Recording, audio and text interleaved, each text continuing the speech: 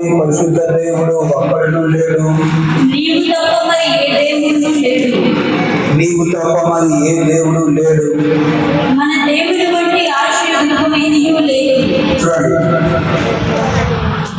Hannah అనే ఒక స్త్రీకి దేవుడు ఒక కుమారుని ఇచ్చిన తర్వాత, చాలా సంవత్సరాల తర్వాత దేవుడు నాకు కుమారుని ఇచ్చాడు.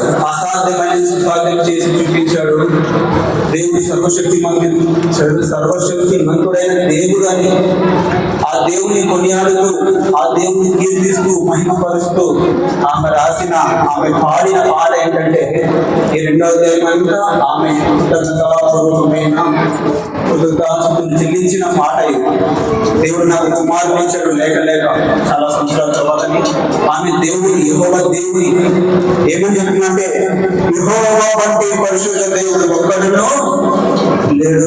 చాలా చాలా భయంకరమైన సత్యం, చాలా చాలా బలమైన సత్యం. ఈ బైబిల్లో తప్ప ఇలాంటి మాట ఎక్కడ, ఏ గ్రంథంలో, ముస్లిం గ్రంథంలో, హిందూ గ్రంథంలో, బుద్ధిజం గ్రంథంలో, జైన్ మతంలో ఎక్కడ ఉండదు. ఎలాంటి మాట అంటే, యెహోవా తప్ప ఇంకెప్పుడు లేదనే మాట. ఒక నిజమైన దేవుడు, ఒక నిజమైన సర్వశక్తిమంతుడైన దేవుడు, నిజమైన లోకాన్ని, మనుషుల్ని పుట్టించిన, లోకాన్ని సృష్టించిన దేవుడు మాత్రమే అలా చెప్పగలరు. నేను మాత్రమే దేవుడను, నేను తప్ప వేరొక దేవుడు లేడు అనే మాట ఎవరు చెప్తారంటే, నిజమైన దేవుడు మాత్రమే చెప్పగలిగే సత్తా, దమ్ము ఉంటుంది. ఇంకెవరికి, అబద్ధుడికి, మోసడానికి ఆ మాట చెప్పేంత ధైర్యం తన భక్తుల ద్వారా, తన భక్తుల ఆనంద ద్వారా పలికించే దమ్ము ఆ దేవుడికి, యెహోవా దేవుడు మాత్రమే ఉంటుంది. సో అందుకనే యెహోవా వంటి దేవుడు ఎక్కడా లేడు. చూడు, ఇంకా ఏమంటున్నాడు చూడండి దయచేసి, యెహోవా వంటి పరిశుద్ధ దేవుడు ఒక్కడు లేడు, నీవు తప్ప మరి ఏ దేవుడు లేడు. మనకి లోకంలో ఏం దేవుడు అంటే, చాలా మంది దేవుళ్ళు ఉన్నారు. చాలా మంది దేవుడు యెహోవా అనే దేవుడు, యేసయ్య అనే కూడా అందరిలో ఒక దేవుడు కాదా? అది అసత్యం. ఆ మాటలకి, దేవుని మాటలు ఒప్పుకొనే ఎంటైర్లీ అగైన్స్ట్ ద స్క్రిప్చర్. సత్యం ఏంటంటే, నిజమైన దేవుడు యేసయ్య మాత్రమే.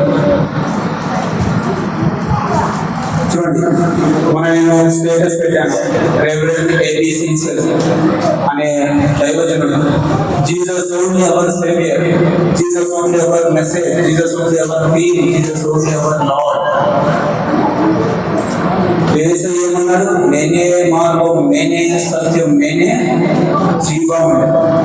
నా ద్వారా తప్ప మనుషులకి, మట్టి మనుషులు, భూమి మీద ఉండే మనుషులకి, నా ద్వారా తప్ప పాప క్షమాపణ మనుషులకి ఎవ్వరికి దొరకదు. నా ద్వారా తప్ప పరలోక రాజ్యంలో అడుగు పెట్టే అవకాశం ఎవ్వరికి లేదు.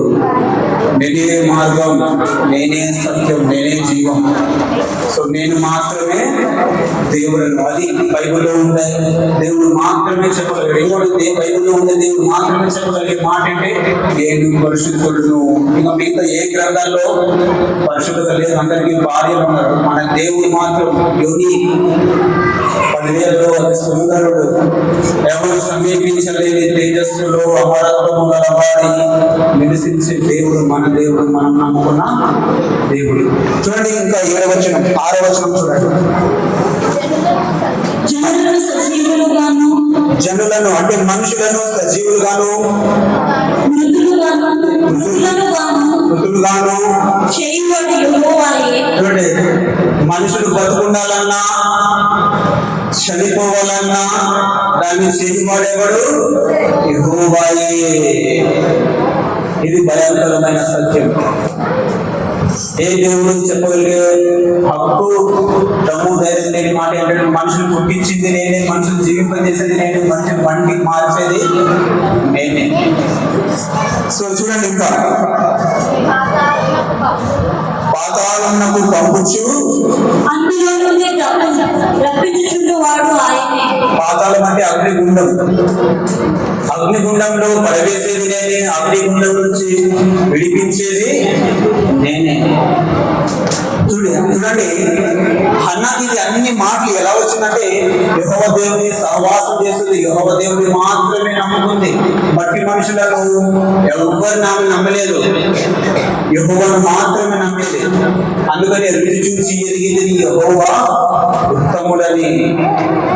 ఎప్పుడు మనలో నుంచి ఆ మాటలు, ఆయన శక్తి, ఆయన బలం ఎప్పుడంటే మనం ఆయన ప్రార్థన చేసినప్పుడు, మనం ఆయన స్థుతించినప్పుడు, మనం ఆయనతో గడిపినప్పుడు.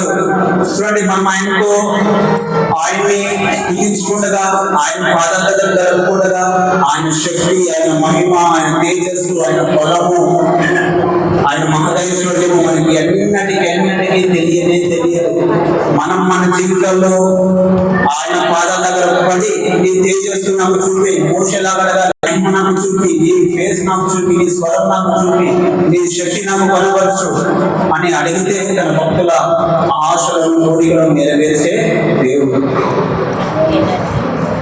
చూడండి, మోషే నువ్వు నా ముఖం చూడాలనుకుంటున్నావు, నా ముఖం చూసి ఎవరు బతకలేరు, నువ్వు నా వీపు బాగు చూడు. కానీ బైబిల్లో మోషేకి ఎలాంటి పేరు ఉన్నది? దేవుడి స్నేహితుడు, దేవుడితో ముఖాముఖిగా మాట్లాడిన వాళ్ళు.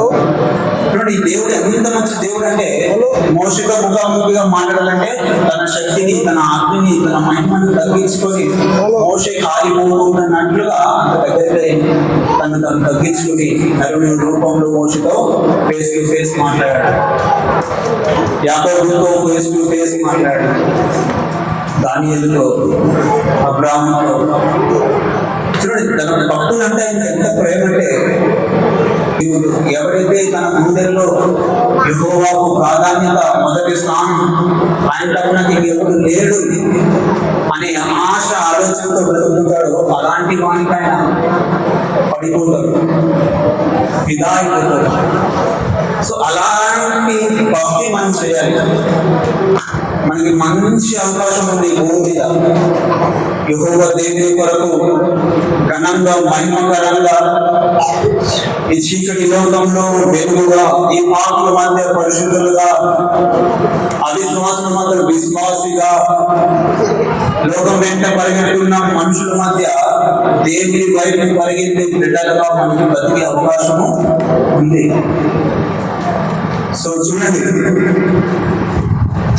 7వ వచనం, యెహోవా దారిద్ర్యమును ఐశ్వర్యమును కలుగజేయువాడు, యెహోవాయే దారిద్ర్యమును ఐశ్వర్యమును కలుగజేయువాడు, కృంగజేయువాడును లేవనెత్తువాడును ఆయనే.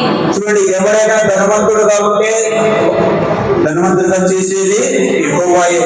ఎవరైనా దీనుడు, దరిద్రుడుగా, పేదవాడిగా ఉంటే మన పేదవాడిగా ఉంచేది యెహోవాయే.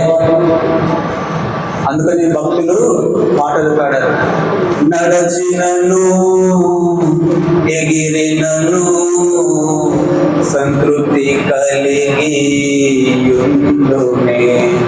ఎందుకు వాళ్ళు అలా అన్నారంటే, నేను దీన స్థితిలో ఉన్నా, సంపన్న స్థితిలో ఉన్నా, అది యెహోవా చిత్తం, అది యెహోవా ఇష్టం. యోగు ధనవంతులుగా ఉన్నప్పుడు పురుగులు వచ్చి పై మీద బిడ్డలు చనిపోయి, భార్య దూషించి, స్నేహితులు దూషించినప్పుడు యెహోవా ఇచ్చెను, యెహోవా తీసుకునేను అన్నాడు. అంటే దేవుడితో సంబంధం ఉండే భక్తుల నోటి నుంచి ఆ మాట వస్తుంది. ఒకరోజు ఒక అబ్బ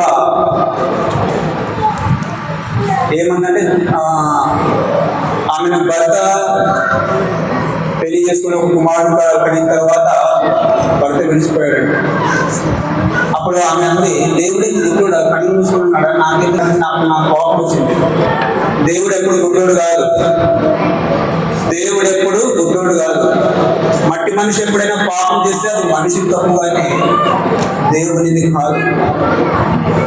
నాకు దేవుణ్ణి ఎవరైనా ఏమైనా నాకు తట్టుకోలేదు. ఎందుకంటే దేవుని అనేంత హక్కు, దమ్ము, ధైర్యము, హక్కు మనకు లేదు.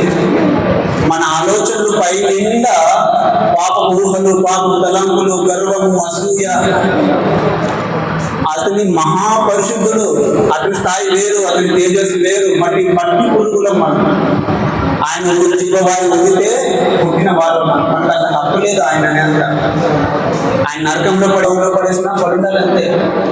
ఎవడు ఆయన ప్రశ్నించేంత హక్కు ఈ భూమి మీద ఆదాము మొదలుకొని లాస్ట్ మనిషి ఎవరు ఉంటారో వాటి హక్కు ఎవరికి లేదు. అలాంటి దేవుడు యెహోవా దేవుడు. మనిషి ఎప్పుడైనా పాపం చేస్తే మనిషి తప్పది. వాడు సేవకుడైనా, విశ్వాసైనా, క్రైస్తవ నాయకుడు